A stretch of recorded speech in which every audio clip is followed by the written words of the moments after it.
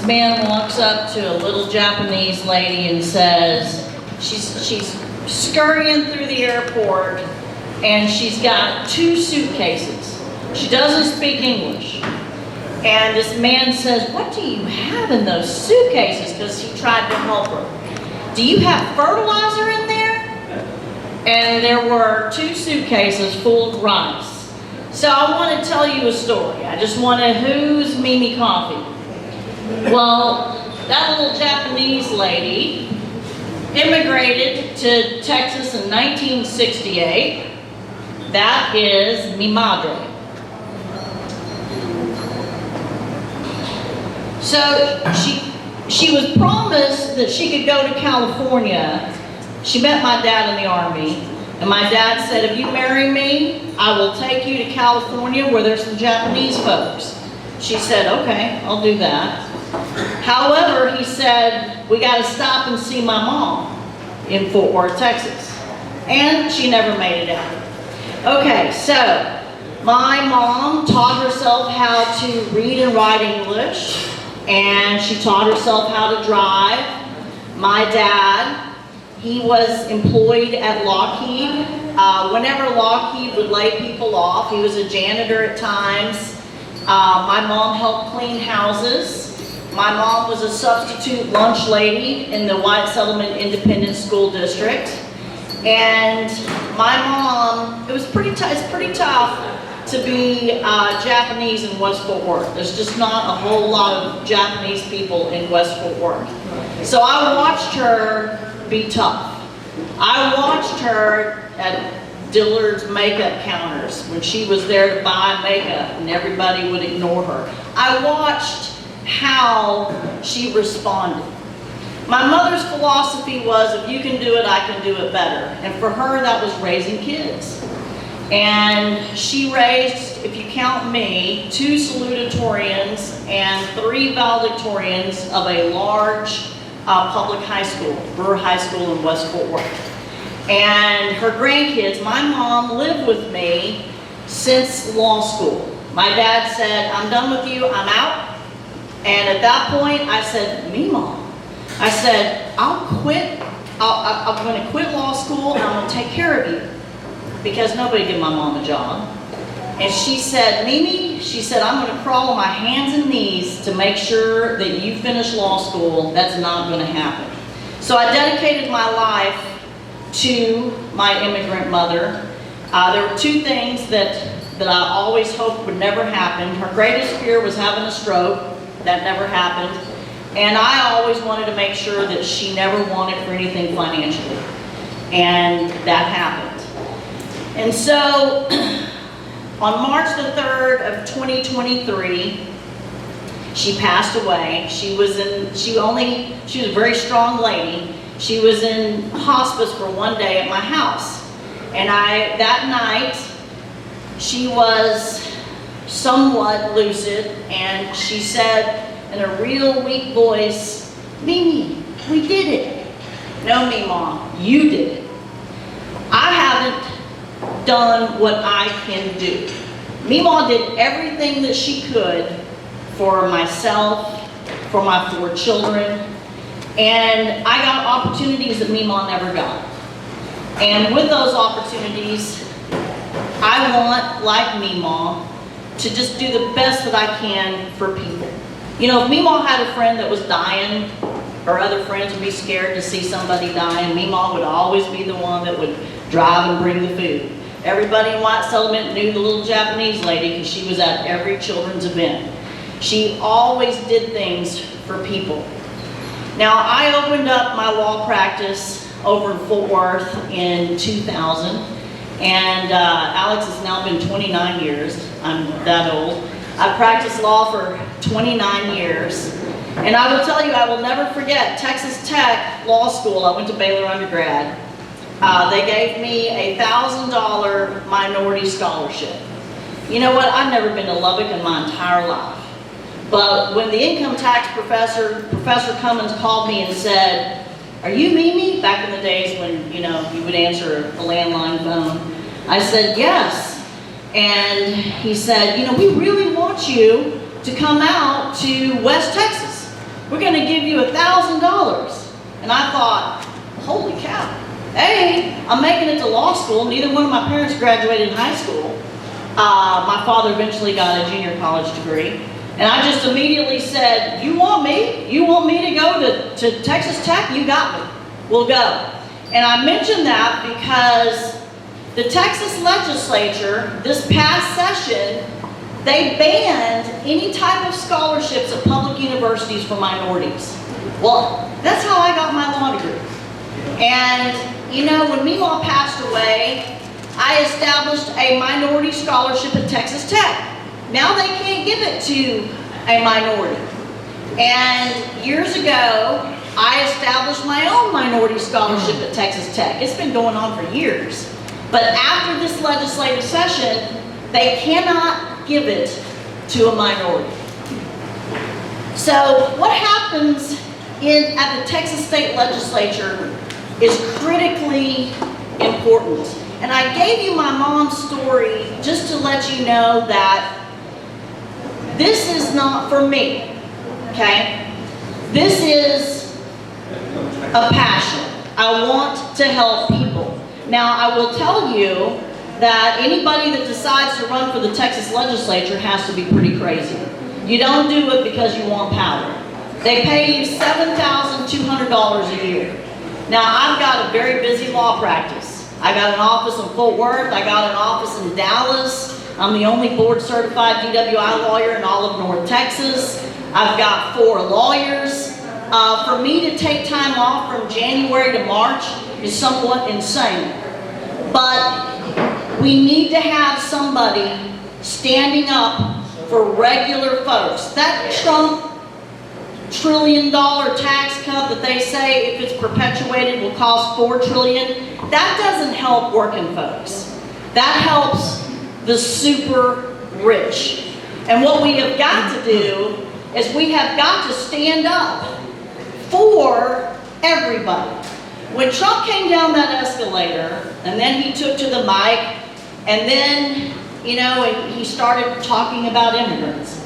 And he literally said that he called folks from Mexico. He said they're coming in and they're rapists and they're criminals. I couldn't believe what I heard. I could not believe, and I really couldn't believe it when he won.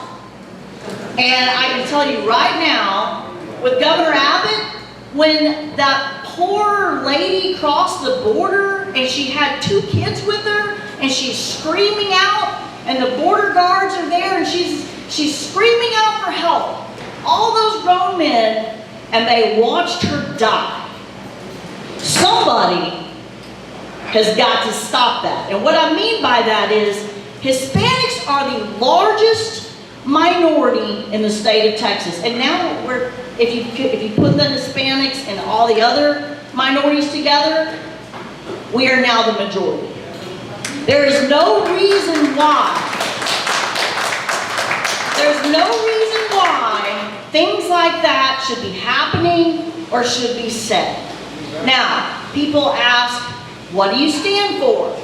Okay, well, I stand for people over politics. And that defines every decision that I will make. Whether it's about women's rights, whether it's about public school funding, whether it's about establishing a Texas guest worker program. I have so many clients that I represent, you know, normal folks. I'm not advocating it, but I've got some great people that they work hard, they're super social, they finally get an opportunity to take the edge off, they have 1 too many cervezas, they drive home, they get pulled over, right?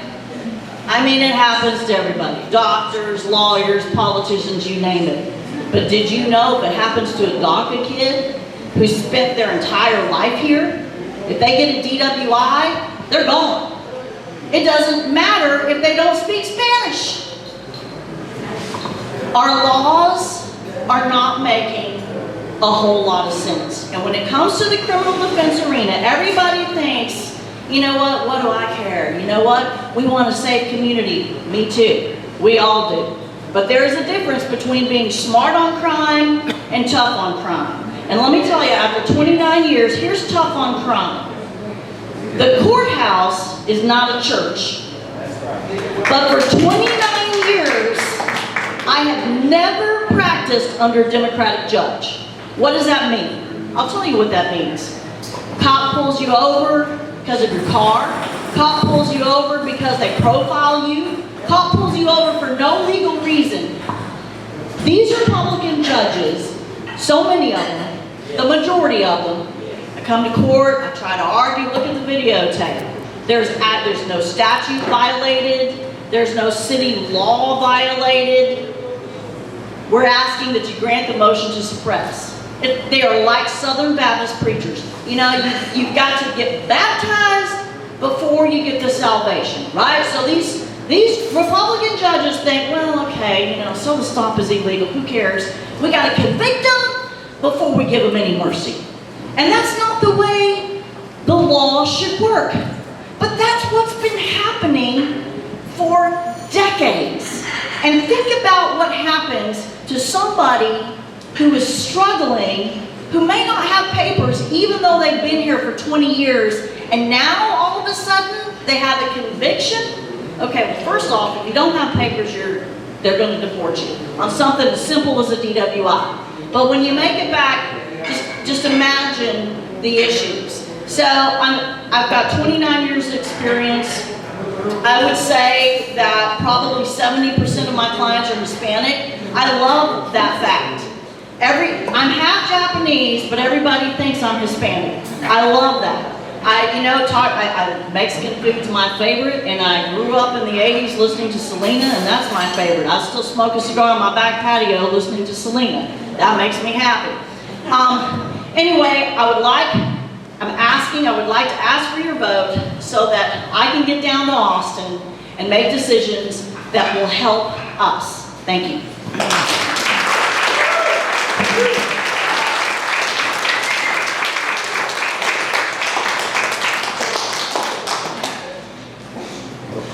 Mimi, you call her Mimo, did a great job, and I think she planted a seed a long time ago in that airport and beyond, because I think you're going to make a lot of difference in this community, and I think this group is willing to help because we've got to do something different. We can't keep being disrespected. We can't keep being beat up on. We can't keep being picked on. So the only way I know is that we got to use our heads, and we got to be smart about it, but we got to organize better. And I'm willing to work as long as it takes. I think these folks are willing to work as long as it takes. So we'll talk more about this. I want to introduce our next speaker. I told you earlier that education plays a big part in both these ladies. And Carla taught math. How many people here made all A's in math? Please raise your hand. Well, you're special because I was an electrical engineer and I did make all A's, but that is a hard subject to teach. Very hard. And I've learned in my lifetime, when I was an executive with TXU, and I met engineer, masters in engineering, masters in math, masters in physics, all types of educated folks. Some of the smartest people, I think I need a little WD-40. Some of the smartest people are math majors because their head thinks differently, I think. But with that, Perla Orquez is the math teacher, did a great job, and now she's running for State Representative District 93. So Perla. Hola, buenos días. Mi nombre es Perla Bojorquez. Mis papás son de Chihuahua, México. Yeah. Woo! Arriba Chihuahua. I am running for state representative in North Fort Worth. It is Blue Mountain, Haslett, Keller, Eagle Mountain, Saginaw. We have 4 huge school districts within our boundaries. It's Keller ISD, Northwest ISD, Fort Worth ISD, and Eagle Mountain Saginaw. So those are hundreds and thousands of families that are affected by some of the bills and some of the things that Mimi talked about earlier. So, like you mentioned, I did teach algebra and geometry to high school freshmen and sophomore. But what I didn't mention was that they gave me the ESL students. These were students that they saw were going to fail. These were the failing ESL students. Something happened with them. I would give them reassurance. And like I mentioned earlier, math is like a language, just like different areas of society, right? You have to learn the language of that niche so that you can understand what they're even asking you. At the end of that first year, 90% of my students, remember they were supposed to fail, 90% of my students walked across the stage as high achievement in math. So it really is just building those blocks for people to understand what is important for later, telling them the why. So just my little education spiel. I am running so that we can fund our public schools. In the state of Texas, they decided that they have a project that they want to pass. A lot of people, I know you have heard about Project 2025. In the state of Texas, they've been doing little things that align very, very closely with the Project 2025. And we felt it here in Tarrant County early on. And piggyback on the Senate Bill 17, and I'm going to mention Richard here. So I've been watching the schools, I've been watching the bills. When we moved to Texas in 2018, we had a decision to move into Keller ISD or Northwest ISD. And a lot of the people I know chose the Keller ISD side because it was prestige and they had high outcomes and high scores and everything. We moved to the Northwest ISD and it is now the fastest growing school district in North Texas. But we have been watching how Keller ISD was being censored. They're censoring them with their books. They're censoring their plays. Their board trustees are not listening to their community's needs. If anything, those parents, those teachers, their students are consistently showing up to those board meetings and crying. The amount of people I have seen cry at these school boards is depressing and it's sad and it gives everybody anxiety. And they're just following the new laws, following the rules according to them. But now we have Tarrant County Community College as well, canceling Hispanic events. And when I sat there and listened to that, you know, it really makes you think, if they're canceling Hispanic events in this Hispanic diverse community, it's high population Hispanics, are they going to cancel the African American? Are they going to start canceling Juneteenth? Are they going to start canceling Chinese New Year celebration? Because what they're doing is targeting anything that they see and want to call diverse, which is our culture and our history. And instead of embracing it, they want to erase it. And they're doing it through the laws. They're doing it through policies that they put in place. So I came into this race knowing that I want to support our schools. I didn't quite understand all of the little things that I was going to try to put out fires on, right? It's censoring the books. It's going to Commissioner's Court because they want to cancel Cesar Chavez holiday for the county. It's watching the counties, how they handle things differently because those laws are so vague. And they can apply when they want them to apply, and they cannot apply when it's maybe their friends that did something in that law. So coming into this, I'm going to support public schools. I also want to talk about the border. My parents, so I'm considered first generation, right? I never thought of myself as first gen, but it's a lot of these things that you didn't have your parents to help you fill out your FAFSA form. You didn't have anybody tell you what college was going to be like. You kind of just had to figure it out on your own. But my entire life, I spent my summers in Mexico. And when I was in Mexico, I didn't speak great Spanish, right? Because I had a little bit of accent, and you get judged over there. And it is like Selena, when Selena's dad is saying, it's so hard for Mexican Americans because in America, you were not American enough. But guess what? When you go to Mexico, you are not Mexican enough. They call you gringa or gringo or whatever nickname that they want to give you, but you're never Mexican enough because you're both, you know, you're kind of living in this double life of I am American enough, I grew up in American, I went to American schools, I went to an American college, I've taught and lived with Americans, but my culture, my roots are from Mexico. And so I'm always going to celebrate that, and when you start taking these bills and laws that tell you that you can't celebrate and you can't embrace your own identity, we're going to have a problem, and everybody needs to stand up and say, I have a problem with this too. And I appreciate people from, I don't know if you guys know Chris or Mindy Tackett, but they have been educating suburban families on what this is doing to our communities. Because Tarrant County, whether we like it or not, we've already started Project 2025 here. We've already started the censorship here in Tarrant County. We've already allowed it to go too far if we're scared to be ourselves, and the Republicans are scared to be themselves. How bad is it if the Republicans are scared of their own party? They are scared to say anything that does not step or is not aligned with that one goal of just being hateful. And so I just want to let you guys know that we've been trying our best. We've been knocking doors. We've been having events. We've been calling people, mailing postcards, showing up to these meetings, making sure people know that we are here to listen. Because that's what we should be doing as representatives, or our district is listening to the needs of our specific communities. Not what's going on in Dallas, not what's going on in Houston. And yes, those things we may be similar, and we can look at maybe how they navigate through them. But here in Fort Worth, we need to stand up for ourselves. Nobody is gonna come save us. Nobody is gonna come save us. We have to vote. We have to tell our neighbors to vote. We have to tell our abuelas to vote, our abuelos, our tías, our tíos, our primas. Everybody needs to get out and vote. That is the only way, that is the only way that we're gonna stop this hate train right in its tracks. And so anything that you can do, I think, Michelle Obama said the best, do something.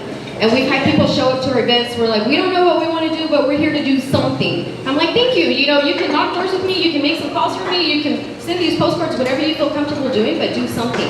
If it's just sharing that one meme online, share that one meme online so that somebody can see it and that the message goes through. So I just want to say that's why I'm here, to support our public schools, to support our communities, to listen to the needs that are here in Fort Worth.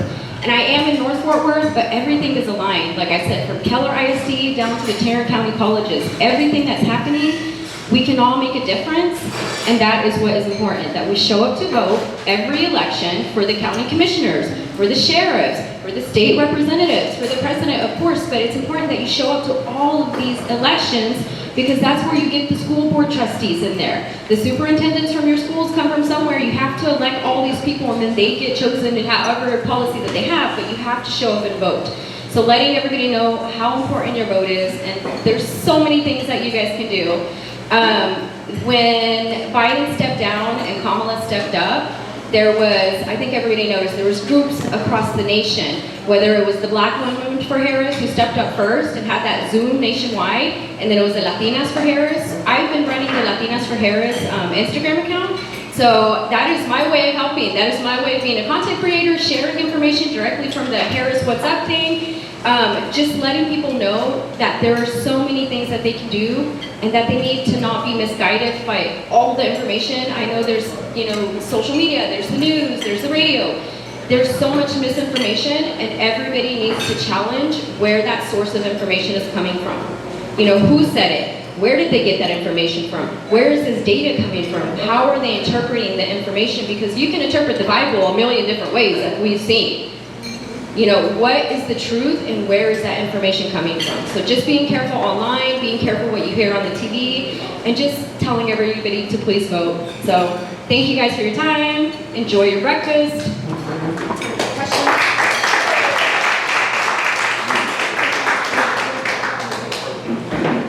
Sam Epler, who's running for Congress in Beth Van Nuys district, I think I just got word that he's sick and not gonna make it. And then Camilla's running a little late, so hopefully she'll make it before we're done. But let's have questions. Anything that you on your mind? We have two strong people up here, smart people that are running for state rep. And I believe if they could get one-on-one with their opponents in any setting, in any room, and just talk about what's best for this community, they will beat them hands down. So, but I don't think they would dare debate them at all. But let's open the floor, just questions about anything, and let's get it on. All right, since you're a teacher, you know that teachers are pretty much the only profession that get penalized for having worked in the private sector and for the state. So I don't know why there's a Social Security offset When people in the military, the officers, city employees, they can double dip. They can get their pension and Social Security. So all the stuff that I paid into Social Security, I'm gonna get an offset. I don't understand if we're supposed to be supporting teachers. They're the ones that touch every profession. Why do we get penalized for having worked in the private sector as well? So if y'all go and do some stuff in the legislature, we need to change that, because you know what? Teachers are leaving the profession in mass. And that could be one of the reasons as well. I mean, obviously we have other issues, but we have to revere our teachers. And then they're holding all the teachers' salary increases ransom with a voucher bill. So those are two things we need to fight, because you can't have it like both ways. They're holding teacher salaries ransom on vouchers. So those are the two things for teachers that I think that you should all be fighting for. Thank you.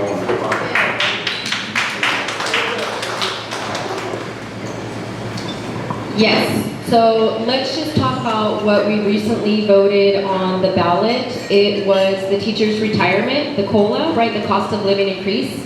We all voted yes on increasing the cost of living for our retired teachers. And guess what they did, the Republicans? They sued so that we wouldn't have to give them that increase.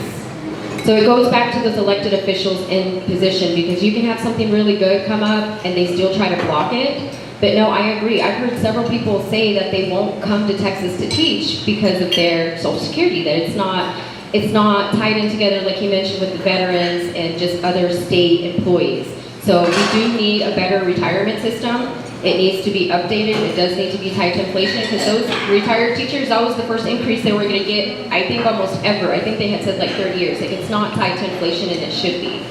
So on the educators part, we put a law on our teachers. We expect them to be psychologists. We expect them to be experts in all of these different learning disabilities. We put a law on teachers' laps, and they should be respected with a salary, not just you should be happy to be here, because that's a lot of the times what they tell them, like, hey, smile genuinely, but maybe if you pay them enough, they can smile because they can pay their bills like a normal person. So I agree that whoever does go to the state legislator, they need to prioritize the teacher pay, especially not ever letting it allowed to be exploited. I wanted to say we're being exploited as educators because they're trying to push the vouchers, and teachers didn't get any increase. The schools didn't get any increase because they are so hyper-focused on passing vouchers, which is really going to break public schools. It's going to take a lot away. What is your name? Manuel Espino. Manuel. So I've always believed that teachers have the most important job in the world, right? I have 4 kids, and I spend the majority of my time at work. They're all grown, but teachers raise my children. Now, it is personal to me, too. My second son, Sparky, was a math major at Baylor University. And then he got a Master's of Education at the Peabody School at Vanderbilt, one of the top 7 programs in the country. And the superintendent of White Settlement Independent School Districts, where I went, where I raised all my kids, said, hey, bring Sparky back to Brewer. Sparky can be a tennis coach. We need a math teacher. I was so excited. And Sparky said, no way, Mom. No way am I coming back to Texas to teach. I have so many clients that are teachers that work multiple jobs. And the stats that you are talking about are shameful. Back in the Founding Father days, if you were a pastor or a teacher, those were the most respected professions. And now teachers feel that they are not respected at all because actions speak louder than words. We are not treating our teachers right. And I agree with you 100%. Thank you. You have a question? Go ahead. You need this? Right behind you.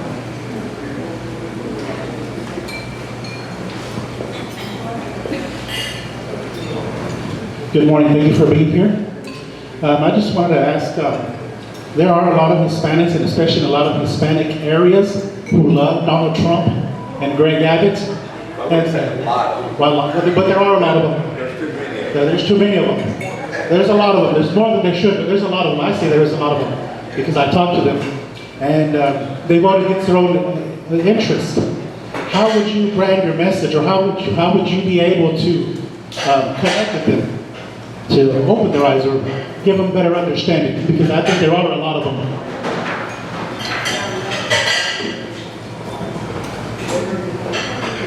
You are correct, there's too many of them. So with that, I personally think, and they just came out, do you guys know the news guy, Jorge Ramos, Univision? Remember Jorge Ramos? Well, his daughter is a journalist, and she's done a couple of interviews recently, and she really talked about how a lot of Hispanics want to assimilate as well as we can. And I want to bring that to the history in Texas as well, because Texas had segregated schools. You know, the Hispanics went to one, the blacks went to another, the white kids went to another. That's what the vouchers are trying to do again, just FYI. But with those Latinos, they wanted to assimilate. So somebody says, hey, if you make this much amount of money, this is how you're supposed to be voting, this is who you're supposed to vote for.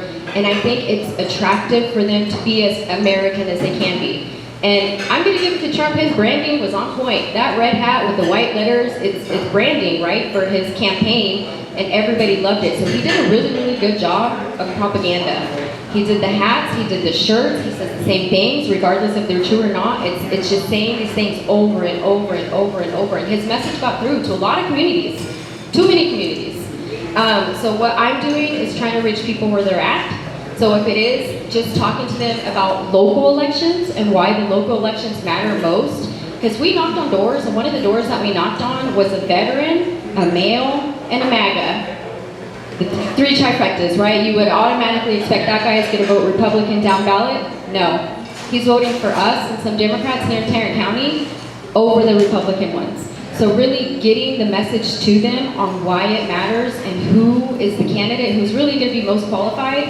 And I can tell you who I think is more qualified, right? Who's worked with more communities, who has done more for communities this entire time. But what's going to matter is the day that when we go vote on November 4th, the people are going to tell us who they think is more qualified, regardless if they are on paper. But another way that I've been reaching people is, like I said, my social medias. But there's this song, I don't know if you guys have heard it. I'm going to try to play it real quick for you guys. Because it's very catchy. And like I said, it goes back to that branding on how Trump actually got so much support.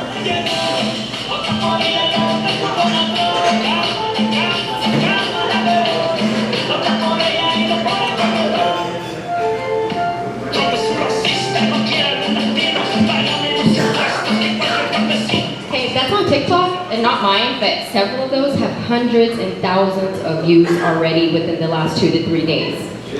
Figuring out where to meet the people is one of the biggest things. Where are you going to meet the Hispanic community? You know, what type of language do they need? Do they need it in Spanish? Do they need it in bilingual? Is it in English? It's meeting the people where they're at. So, yes, there are too many Trump people, but he did a great job on branding his campaign, and this is why we're here. So I think the big elephant in the room is the issue of abortion, right?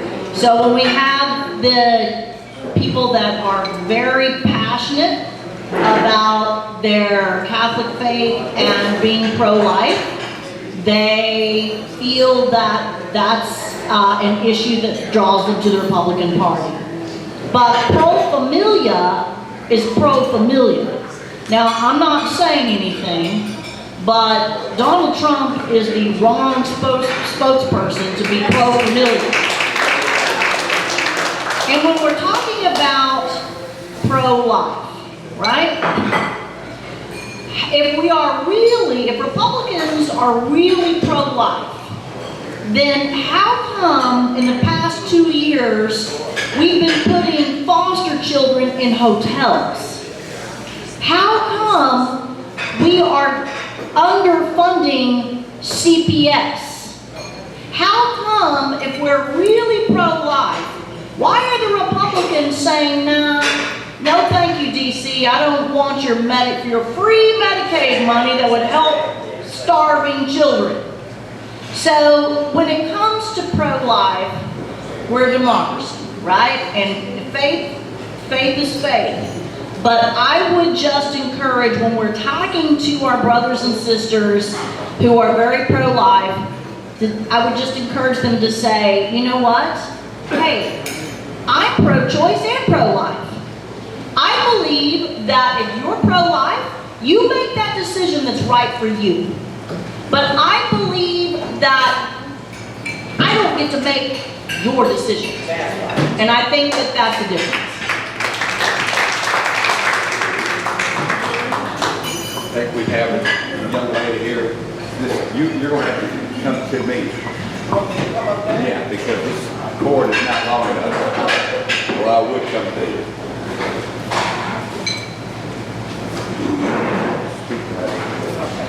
This is for Mimi and her. I watched a movie the other night that was done by an investigative reporter that talks about the vigilantes of voting.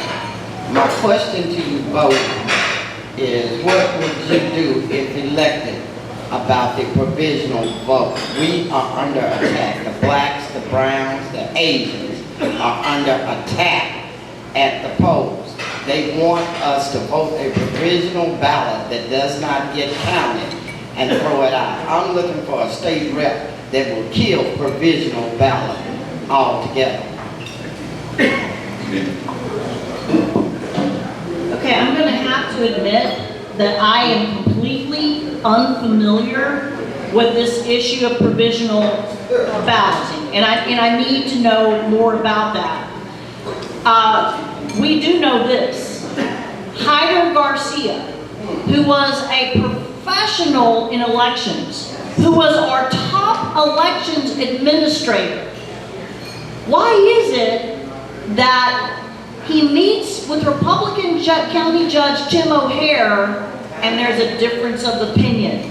That, in my opinion, and Hyder Garcia was very diplomatic about what he said, but the reality is we need to all be very concerned about hanky-panky and voting in Tarrant County. All right, so the state of Texas is the only state I've ever lived in that does not have online voter registration. So that is problem number one. You should have access to immediately be able to register, and then the state can do their thing on their end to verify that you're a real person living in that county. But that goes to that provisional ballots, because if you can't vote or you can't register online, you either had to have the paper in person or you had to mail it, and then who really has postage all the time? So it's just a little bit of obstacles in the way, and you can remove all those obstacles if you have online voter registration. Another part of that is here in Tarrant County, I think they said DFW, or I don't know if they said North Texas, they had about 15,000 challenges to those voter registration. 11,000 of those came from 2 women here in Tarrant County. So 2 people in Tarrant County tried to say that 11,000 of these voters were either duplicates or not, who knows how they did it, but they used a system that they use nationwide. So we need, yeah, they're still using it. We need to be very vigilant on who these people are, the mechanisms that they're using to target, to harass, intimidate, and suppress the vote.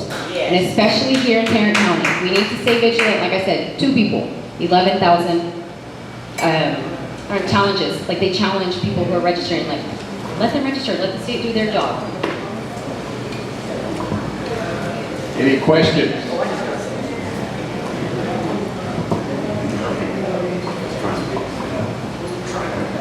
So I want to ask y'all's opinion on making House Representatives become a full-time job versus a part-time.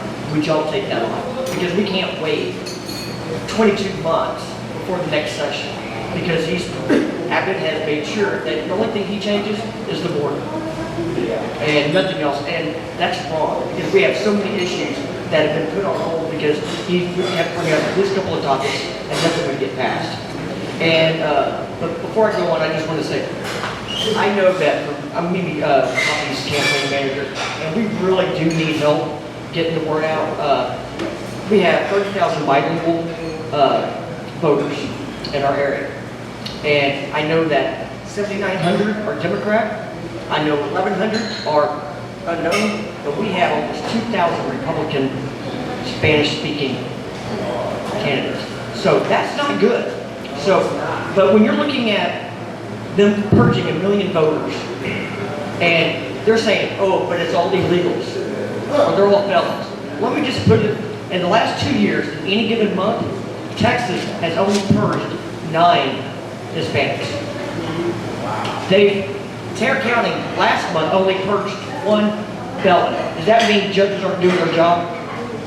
Because I know that they probably, sentence more than 1.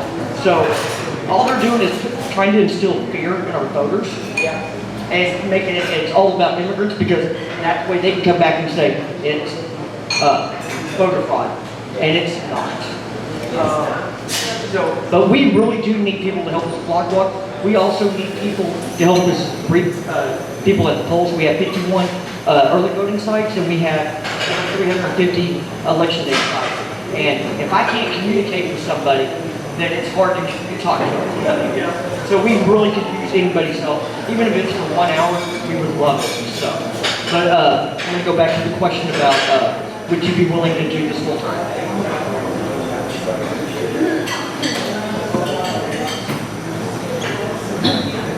I know that we've got Lon Burnham, former state representative here. He probably would be the best person to answer that question for all his years of service. I do believe that asking somebody to give up their life, pay for Austin rent, and I know because I had 3 kids graduate University of Texas, Austin's expensive. To move to Austin for 3 months of the year on a yearly salary of $7,200 means that the way that Texas has set up the state legislature, only rich, wealthy people can run. And that's wrong. I don't know how a teacher says, okay, I'm not going to work, because what kind of school is going to allow a teacher to take 3 months off the job? Or let's say you're a railroad worker or whatever it is. We do need to pay for somebody to be able to make it. If you're a state legislature, you should be anybody and be able to move down to Austin, feed your family, and pay your bills. I don't know if Lon wanted to say something about the question is, should we make the Texas state legislature a full-time yearly job versus 3 months every other year? Okay, Lon said no. I'm talking about I would amend it a little bit. I believe it's 2024 and it could be hybrid. Obviously we can do Zoom a lot, so these are some of the committees and they can be recorded. But hybrid would allow a lot more people to be present when they need to be. But also, when we did it every other year, it's because people were riding their horses to get to Austin. It was a long time ago, and it took a long time to get there, so that's why they set it up that way. I don't know how fast you go, but I like to stay in the Express 75 plus, so it's not going to take me 2-3 days to get there. So I do think it needs to be amended. I don't know if a full-time job, but hybrid for sure. I'll add to that. I've been in this city 41 years now, and I've been active 2 weeks after I got here. And I've worked on 80 political campaigns. There was an old saying back then that be glad that the legislative session is only 4 months every 2 years. Think about how much damage those guys are doing right now. And if they were there for 24 months, oh man. I'd hate to think about it. If there were 75 Republican Democrats and 75 Democratic state reps, if it was 50-50, then let them meet all the time. Because then they have to talk to each other and they have to be fair. Right now it's not fair because you've got what? 75% or at least 2/3 of the House is Republican, and half of them run scared of the far right. So be careful what we ask for because it could be a lot worse. And we've talked about a couple of things here that I want to just comment on. One was the schools, speaking of the teachers and things like that. I'd like to talk about LULAC and all the different councils in Fort Worth. And I was talking to some people the other day about what we need to get together. We need to try to come together and maybe just have 4 or 5 councils. Have a northeast, a northwest, southeast, southwest, maybe a central. And work together to build up. Because we need to be more vocal. We had a superintendent, Latina, the first Latina, that pretty well got railroaded out of her job. And there was, I know Lee Saldivar went and spoke, I spoke, and I don't know where everybody else was. And we can't let that happen again. And we can't do it by just not being organized and working together. We need to get our differences apart. We need to find shared values, what's our goal? And I think our goal, back to what you were saying earlier, is familia. It's being fair. That's what we want. You know, I know every Hispanic that I know that's for Trump, the reason is the abortion issue. I mean, I haven't talked to every one of them, but if I had a poll, it'd be like 100 to 9. So I think it's important for us to get together as a group, as a race, because we have the same goal, isn't it? To be fair, to see our kids and our grandkids grow up in a fair world, to where they get educated, where they're all, the teachers are getting paid, and we don't have those stupid politics going on because a certain group controls that capital down there. So I think, you know, Lee, any other of the LULAC folks here, we need to try to have just get down to Jesus kind of meeting and say, how do we get together and work together? I remember when I was in Dallas and active over there, and by the way, I don't know if y'all know this, that Elma Garcia walked in. She is the county commissioner, former city councilwoman, and former Hispanic Chamber of Commerce board of director in Dallas. But Elba, I don't know if you remember when Yvonne Gonzalez kind of got railroaded out of, she was a superintendent in Dallas. And right now in Grand Prairie. Yeah. They're doing the same thing. But Elba, you remember the Hispanic community, the Garcias, the Hector Floreses, the Rene B. Martinez's, the Adelpha Callejos got together. We all met at the Hispanic Chamber boardroom, and it was a standing room only. And it was going not no, but hell no. And we stood up. They stood up, and she wound up getting terminated. But at the end of the day, it was that community that said, we've had enough. And if you go over to Dallas now, I mean, there's no fucking business going on. We have our county treasurer, Latina, county commissioner, Latina. We have our representatives on city council. We have state reps. We have it. We've got to do that here. And the only way to do it is for us, we can't go out and fight 40 different groups fight. But if we combine those groups and fight as one, we won't lose. But we got to be smart. Norma? You touched on something that was very poignant about LULAC and different chapters and all the councils that we have. The problem is the old guard needs to let the young people step up. That's the issue. And the reason I say this is because we have a LULAC Youth Council, the first one in Fort Worth ISD, that former superintendent, Helena Ramsey supported, okay? Supported. Before she got unjustly, unfairly pushed out. She supported that council, and she would meet with those students. She's met with those students. The plan was to have more LULAC Youth Councils throughout Fort Worth ISD. And so this LULAC Youth Council is very much aware of what's going on, politics, their community, their school community, they know what's going on. And they are organizing in their school, making sure that their fellow students know what's going on. So, you know, we want more LULAC youth councils in the school, but, you know, I hear what you're saying. We have so many councils and, you know, but sometimes change needs to happen to make things better and improve things and move forward. Sometimes when you stick to the same thing, the same leadership, nothing gets moving. And it has always been the issue here in Fort Worth and Tarrant County, you know, Latinos versus that we don't mobilize, we don't organize like the people in Dallas, like our neighbors in Dallas. Well, you know what, sometimes change needs to happen and our youth can make it happen. Just the older folks need to let them do it. Thank you, Norma. Norma, let's start working together because there's room enough for everybody. Hey, we gotta work together.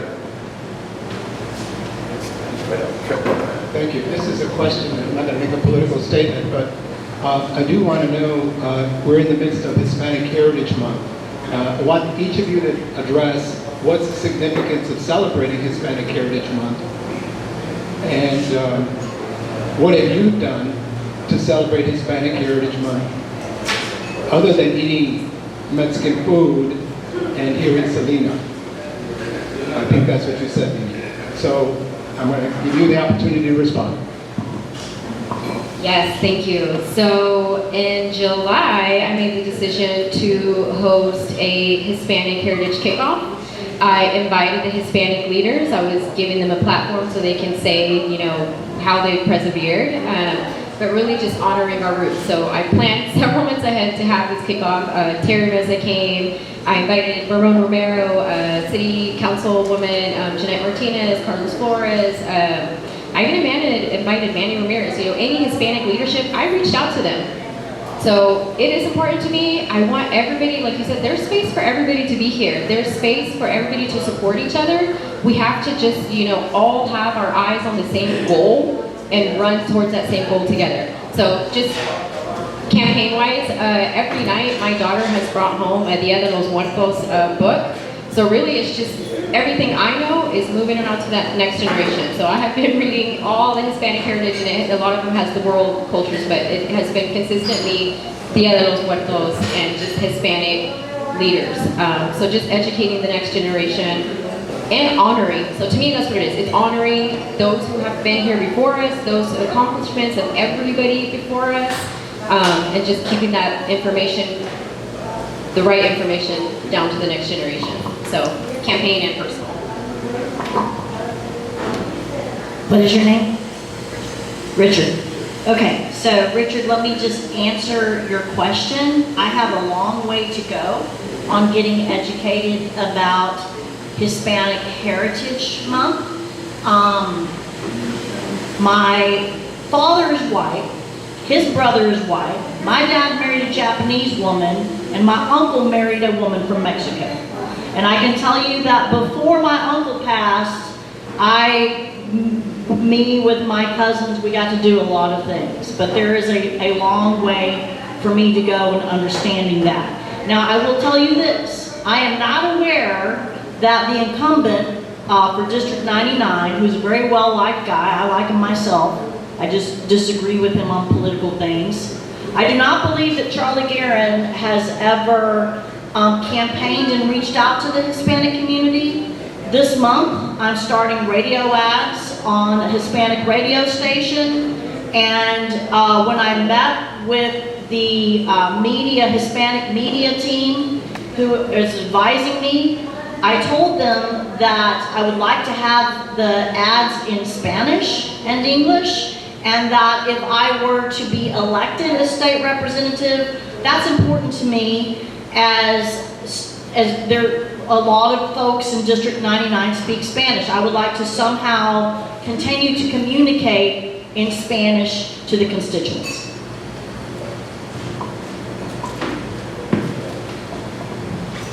Questions? I'd just like to say one thing.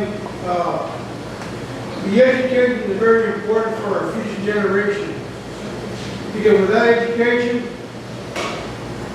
there's no use. We need the education. And the most important thing, I always had this question in my mind for the past year or so. When you go to prison and you become a felon for being in prison and you get out, you can't vote. You're the 34th felon guy and you can be president of the United States. It don't make sense.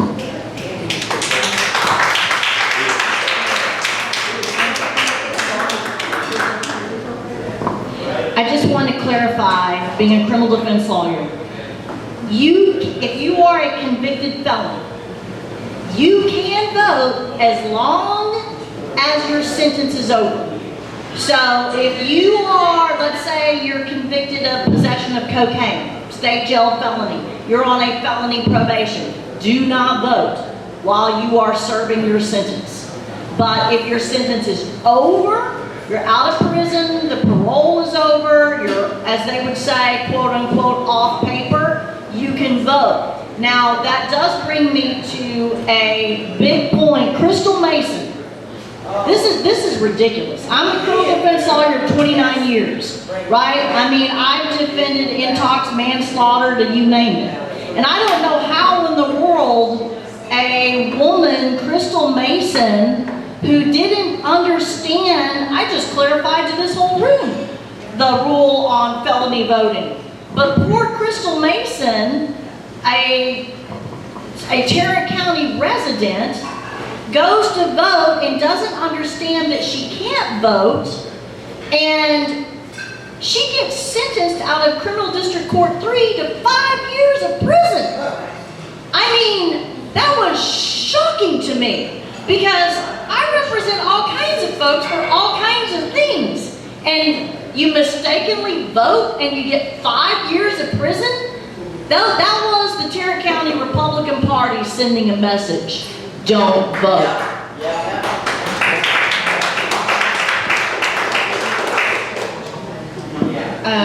Okay, so piggybacking off of that, the Texas Supreme Court, Supreme Court in Texas, they said she didn't do anything wrong, right? The Court of Criminal Appeals, thank you. They said dismiss the case, nothing's wrong.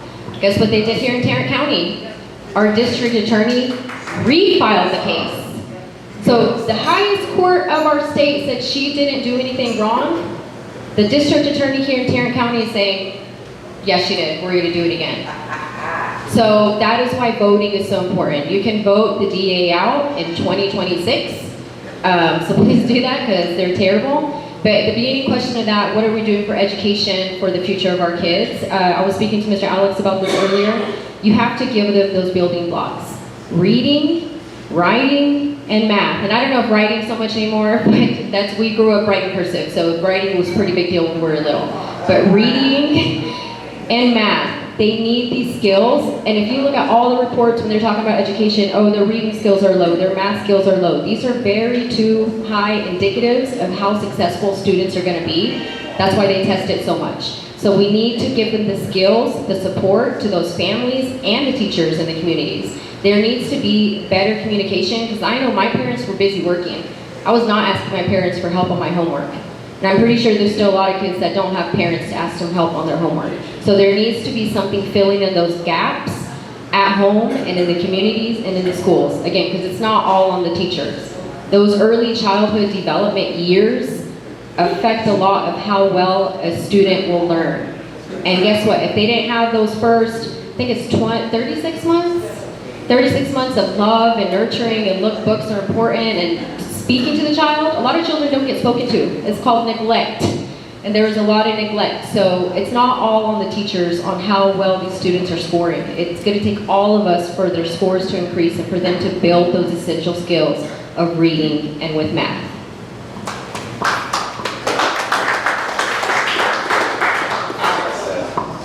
I got one more issue. Any other questions? Hello, my name is Francesca. So I really love all that you're talking about with education. I'm really passionate about it. I think right now the way it's set up is terrible. However, However, I think it's important to also mention gun violence and violence in schools. It's a very huge, broad way, and you can't just attack it and solve it in one go. Especially in the United States right now, it's like at an all-time high, and it's just getting worse. So I wanted to ask, what are your guys' thoughts on that, and just kind of ways you're thinking, any thoughts on it and solutions, and your guys' policies or anything?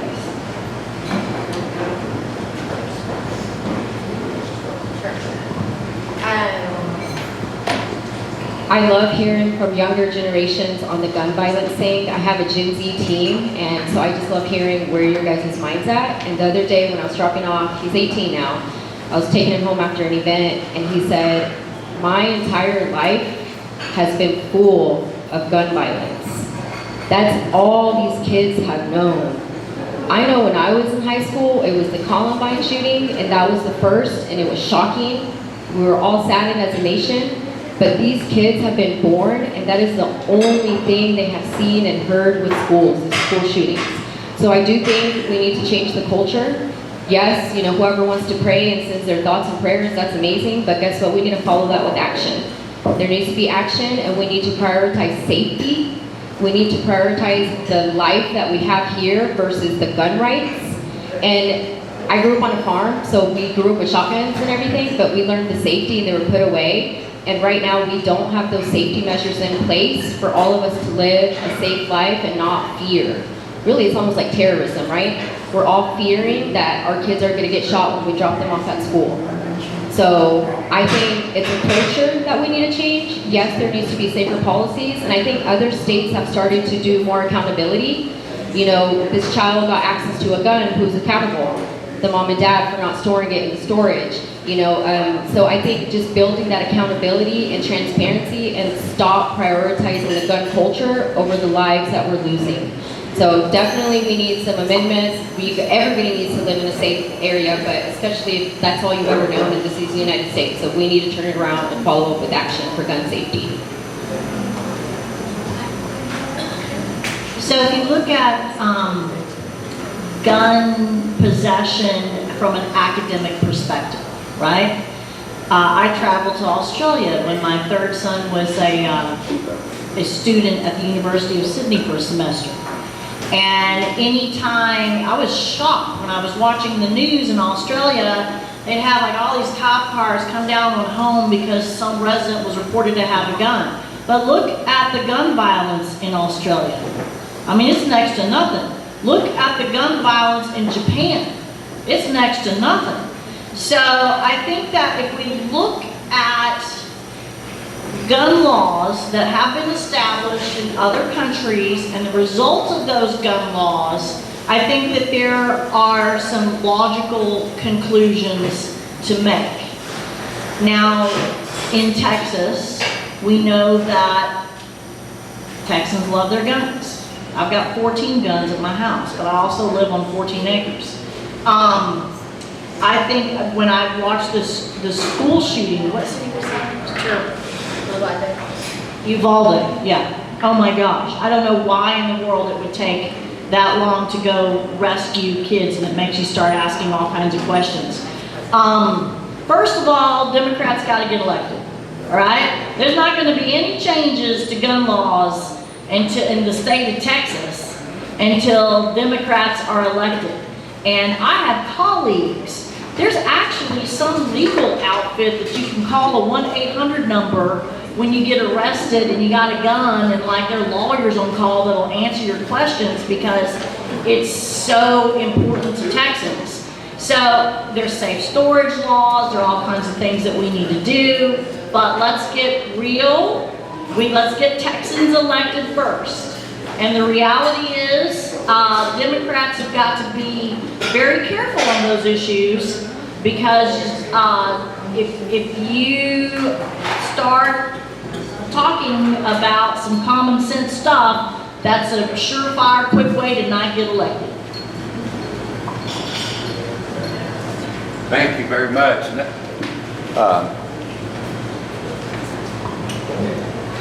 That was great questions, great answers. I want to introduce our third speaker. She's running late, but as you know her, she's out there working. She's Executive Director of March to the Polls.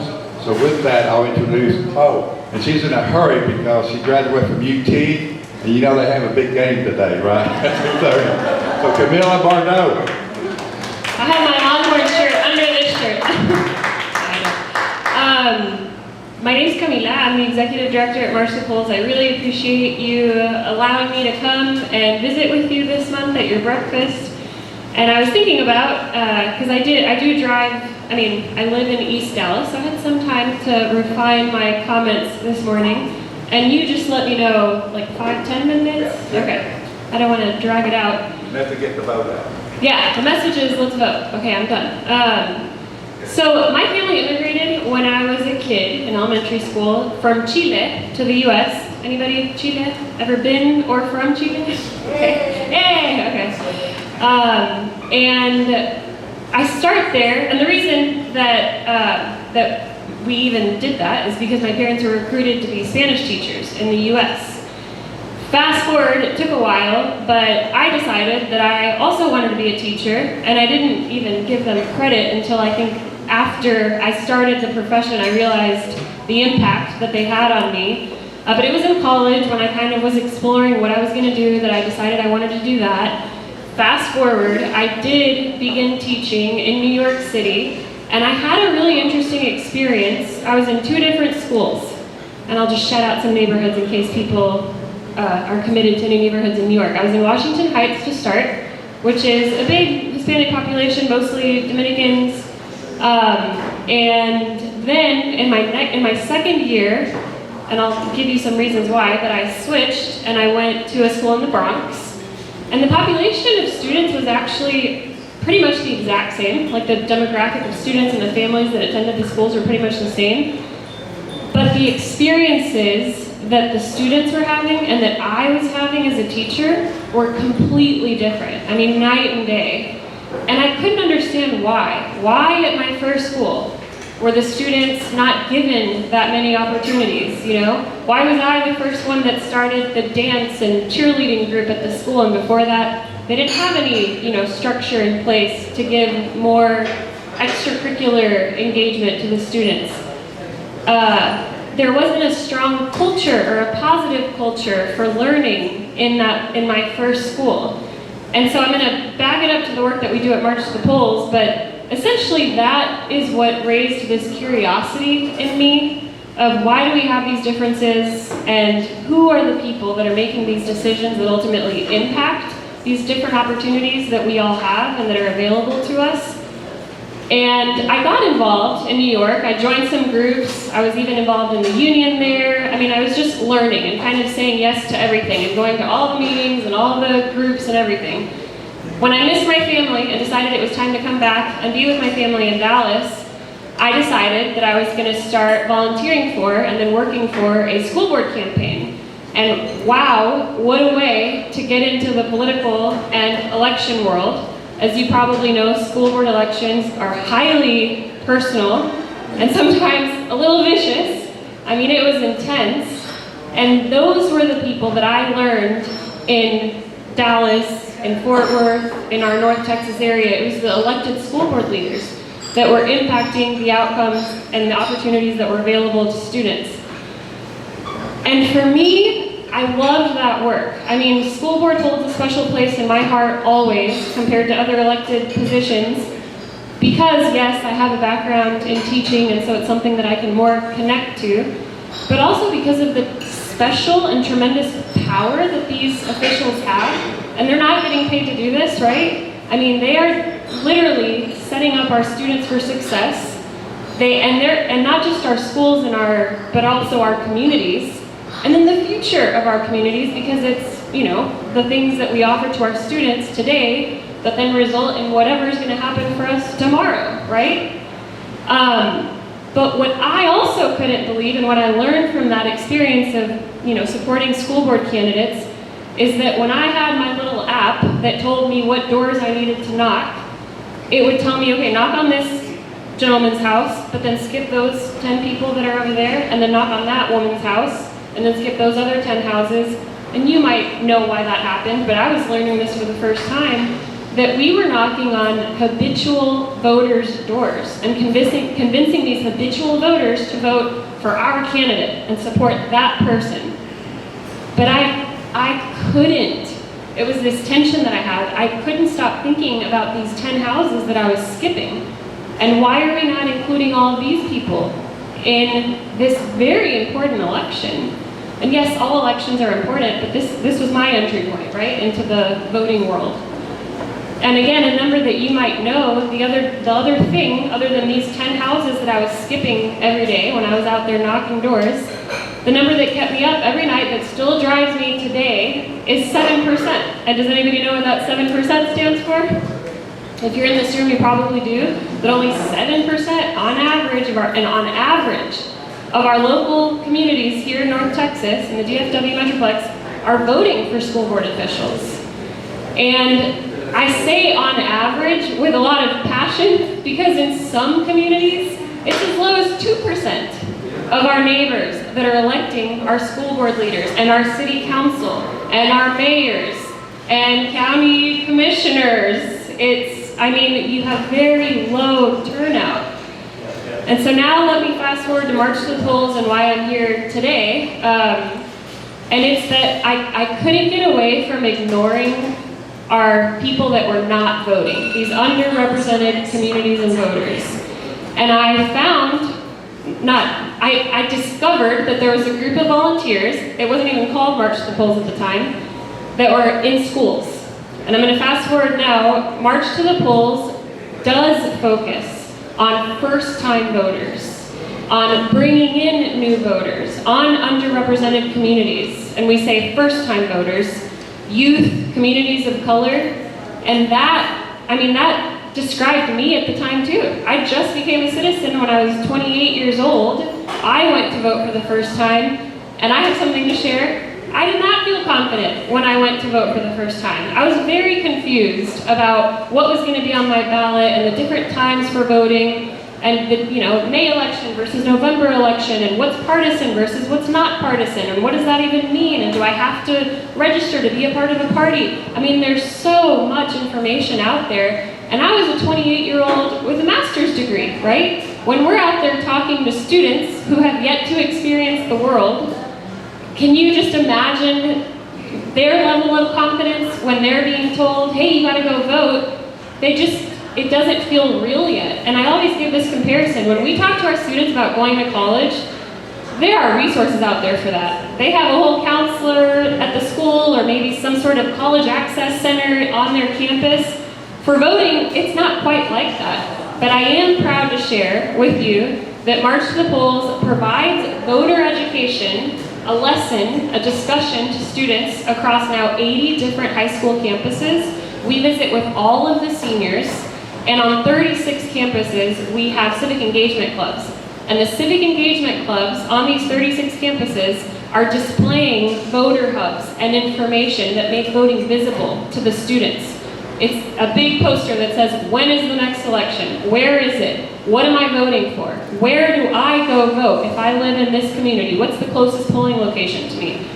And I'll say one more thing to kind of bring it back to why I'm here today, which is that from speaking to thousands of students, a lot of them do believe that their vote matters. Many of them raise their hand, yep, I believe my vote matters. The part where they don't feel confident is, and do you agree that you have enough information to go vote in the next election? And that's where you get 0 hands. Maybe 1 hand, and that's it. It's the education piece. And then you probably got a poster that was being passed around. What we believe in at March to the Polls too is it's in that confidence building. And in that you do know enough. You are an expert in your community. Don't you go to school every day and see what works and doesn't work? Don't you live in your apartment or house every day and get to examine your community firsthand to see what's working or what's not working? Don't you work, many of you, and receive a paycheck that's impacted by the elected officials at all levels, by the way? That's our message to first-time voters is you are an expert, you do know enough, and the only way that you develop confidence is by doing it for the first time. Just starting out, and they ask and talk about, well, what if I make a mistake? I tell them I made a mistake when I went to vote for the first time. I'm not gonna vote for that person again. You know, I helped elect this one candidate. I didn't like what I heard afterwards. I'm not gonna make that choice the next time. So to kind of wrap up and then see if you have any questions, what we're doing is we're initiating a campaign that is specific to this sentiment of not having confidence, to this sentiment of, you know, not knowing enough, or maybe I shouldn't do that if I don't know enough. And it's specific to the Latino community, and it's aquí tú importas. Here you matter. It's a cultural message. It's not just going and knocking on the door and telling them to come out and vote. It's really beginning to think about the mindset of, listen, first believe that you matter, believe that your vote is going to make a difference, and then we'll get you equipped and give you the information that you need to go vote. We have t-shirts. It says the message on the back. We also have amazing hats, and I'm not wearing it. I think it's in my car. We have these posters, and we also have yard signs.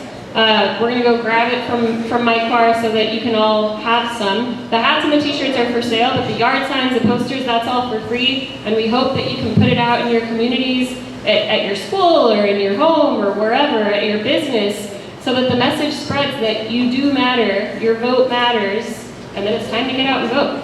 Does anybody have any questions? Yes. I'm sorry, I talk too much, but I work in education, and there's a law that says that the high school principals are registrars, and twice a year they need to offer their students an opportunity to register to vote in the high schools. That's right. But many principals do not want their kids to vote, are ignoring it. How do we monitor that? Can we make it more transparent or something? Because they are not registering all their kids who are eligible to vote or will be 18 by the time we vote, because this year, October 7th was the deadline to register your vote. It's passed. But I love your message that you're spreading. I'm not even sure I can post this in my school online, because some people might be, afraid of us politicizing these things. So I'm curious about that. And I can also have the legislature, the people running for the state legislature to address that. But voter suppression is real. That's it. There is a law, yes. You have to go into a school twice a year. That's what we do. We're the ones knocking on those principals' doors, and we have lots of great principals that work with us and other staff that are dedicated to working with us, to making sure that we are allowed into the schools, that we go into the government class, or we have a senior assembly, and we register the students that are eligible to vote, and oftentimes staff as well. So we're the ones that are dialing many times, and then sometimes getting, the phone gets picked up on the first call, and sometimes it takes a lot more persistence. And so it is a law, but you're absolutely right, and I'm just validating you, that there's no infrastructure to date on tracking compliance towards schools offering that. We're the ones that provide that to schools here in North Texas, but for the schools that we're not in, I don't know. They have different systems maybe. Did you have a question, ma'am? Maybe not. Does anybody else have a question? Yes. And then yes. On your poster at the bottom, yes. It says Latino voter empowerment. Yes. Do you have a black empowerment? We don't, and that is a dream for us in the future. But we work with like Black Voters Matter and other groups. We like to collaborate. We know that we can't do it all. But yes, we have Latino Voter Empowerment Coalition, and we do not have that. We work with other groups that address the Black community. Well, you mentioned that, he did, about the principles. Yes. All you have to do is go to Texas election laws. They are compelled to do that, and they are out of compliance. That's why we need state reps like those two people that are running up there. So hold them accountable. Hold them accountable. So in 2022, I ran for state representative out of District 99. That was one of the first things I thought about. I need to find out if every school district in District 99 is following the law. So I sent the law and a letter to every high school in District 99. I got 2 replies. The problem with that law is this. It's kind of like the DWI videotape law. Yeah, there's a law that says if you're arrested for DWI in a county of a certain size, at some certain point, they got to videotape you. But guess what? There's no repercussion if they don't in the law. So I send out all these letters, and I'm really expecting naively that these principals are going to write me back. Yeah, 2. And 1 from the high school I graduated with. So that's a problem. We need to address it in the Texas State Legislature. Thank you for doing what you did. Sir? Just had a couple comment here. Yeah, my name's Domenico. I'm the district director for Representative Meadow. And what he does every year, all the seniors, we give them graduation letters. But we also give them a voter registration. So he has about 7 or 8 high schools that I go deliver voter registrations to all the seniors. So that's one thing we're doing. Another thing with these 2 girls, ladies, I commend you. Because the pay sucks, believe me. I make more than my boss. But like I always said, you either be rich or retired to run for state rep. But the vote starts here, ladies and gentlemen. I mean, the Republicans have the majority in the House. We get 2 or 3 every session voted in. Pretty soon, we will be the majority. But I want to thank you. Any other questions? All right, thank you all so much.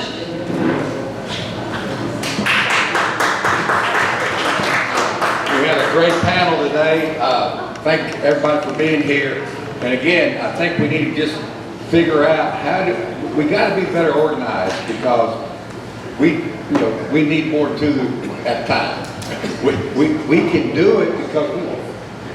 I think this group in here and our families, again, all we want is fairness. And I think most of Texas want fairness.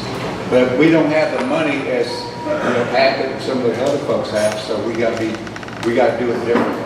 Just the way our grandparents did, our parents did. We just got to outwork them.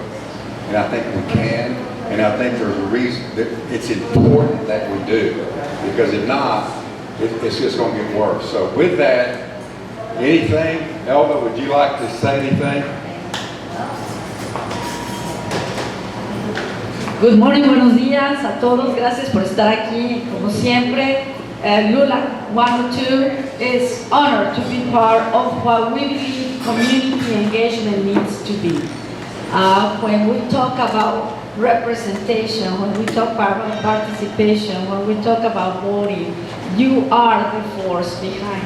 And that's why Domingo Garcia and I believe in this community breakfast. Because we have people that want to make the difference, and you are those people. You are those people that are in the community energizing people to get out and vote. Because whatever we want, it doesn't matter where we come from, it doesn't matter how our accent is, it doesn't matter, we all want the same things.